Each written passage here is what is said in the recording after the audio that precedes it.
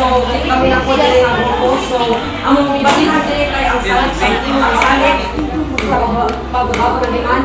Gusto kami ang bahas po sa hang ng dalawa. Panlasa. Ang pagbabago ng panlasa ng mga mamimili ay may epekto sa kanilang demand. Ang mga bagong produkto ay nakaka-epekto sa panlasa ng mga mamimili. So, ang panlasa, nag-depende sa kalango. Kaya magbago man din ang ato ang panlasa. Lagi tao nga dili magbago yung panlasa. For example, na kay iPhone 10 na cellphone. Tapos enjoy na kag-scroll sa TikTok. Hangtod nakita nimo sa isa ka store or sa kanang one or sa kanang sa cellphone nga uy na ako'y bagong iPhone 16. Tapos kinsay dili masuya na. So ana jud ka kanang mura curious ka nga what if mag-ipon ko kay para paliton ko ning iPhone 16. Kay kita man jud tanan na man jud tay panasa for example ino kita may tawag for example na tay sapatos. Dog na may. Tapos masuya ko jud ka kung kita na ako ng Nike nga sapatos. So dili jud ka mahimutang. Tas na ako ning panlasa sa salig. Alam mo bang hindi pa ako nagkaka-boyfriend? Bakit? Tinatanong ba kita?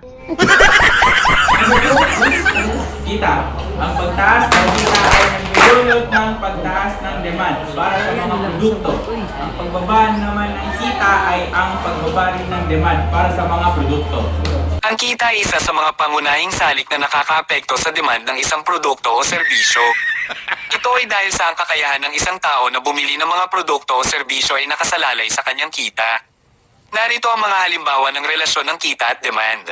Isa, normal na mga kalakal. Kapag tumataas ang kita ng isang tao, tumataas din ang kanyang demand para sa mga normal na kalakal. Ito ay dahil sa mas maraming pera ang kaya niyang gastusin sa mga produktong ito. Halimbawa, kapag tumataas ang kita ng isang tao, mas maraming kotse, damit o pagkain ang kaya niyang bilhin. Hoy! Mga bunganga nyo! Kahiin nyo! Matutulog ako, nakikita ko sa bunganga nyo! Kung ano matulog, magpatulog kayo! Nanawagan na lahat ng ibang salik ay hindi nagbago. May mga kalakal na kahit mataas ang presyo ay hindi pa rin nagbabago ang demand nito. So, karon ang meaning ani kay naapoy part sa kanang part sa world nga imbes mo taas ang presyo, taas ra gyapon ang palitunon. Plus kay labot ko ubos pa ang demanda o taas. Mo palit ra gyapon sila. Bahalag nindot, bahalag dili nindot sa ubang taniton jud nila na. Kay of course inani man ni ang ceteris para paribos. Salamat ninyo tanan.